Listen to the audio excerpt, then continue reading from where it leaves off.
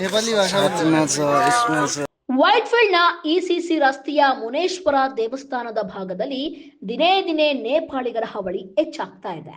Weekend ಬಂದ್ರೆ ಸಾಕು ಈ ಜಾಗದಲ್ಲಿ ನೇಪಾಳಿಗರು ಜಾಂಡ ಹುಡ್ತಾರೆ. ಗುಂಪು ಗುಂಪಾಗಿ ಬರೋ ಇವರು ಮೋಜು ಮಸ್ತಿ ಮಾಡೋದು ಒಂದ್ ಕಡೆಯಾದ್ರೆ ಚಾಕು ಚೂರಿಗಳನ್ನ ಹಿಡಿದುಕೊಂಡು ವಿಡಿಯೋಕ್ಕೆ ಫೋಸ್ ಕೊಡೋದು ಮತ್ತೊಂದ್ ಕಡೆ. ಇವರು ಮಾಡುವ ಇಂತಹ ಕೆಲಸಗಳಿಗೆ ನಮ್ಮ ರಾಜ್ಯವೇ ಬೇಕಾ ಅಂತ ಅನಿಸ್ಬಿಡುತ್ತೆ. ಒಂದು ಬಾರಿ ನಮ್ಮ ಪೊಲೀಸರ ಬಗ್ಗೆ ಇದ್ದಿದ್ರೆ ಹೀಗೆ ಮಾಡ್ತಾ ಇರಲಿಲ್ಲ.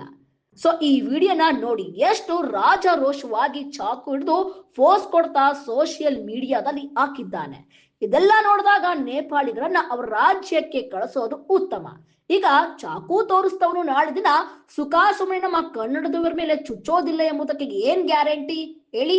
ಸೊ ಹಾಗಾಗಿ ತಕ್ಷಣವೇ ಇದಕ್ಕೆ ಸಂಬಂಧಪಟ್ಟ ಅಧಿಕಾರಿಗಳು ಪೊಲೀಸರು ತಕ್ಷಣವೇ ಇಂಥವರಿಗೆ ಶಿಕ್ಷೆನ ಕೊಡ್ಲೇಬೇಕು. ಇದಕ್ಕೆ ನೀವು ಕೂಡ ಏನ್ ಹೇಳ್ತೀರಾ ಕಮೆಂಟ್ ಮಾಡಿ ತಿಳಿಸಿ. ಇನ್ನಷ್ಟು ಹೆಚ್ಚಿನ ಅಪ್ಡೇಟ್ಸ್ ಆಗಿ ನೋಡ್ತಾ ಇರಿ PTV ನ್ಯೂಸ್ ಕನ್ನಡ. गोर्खा त हो त दाजु, पार्टी भइसकेको छ खै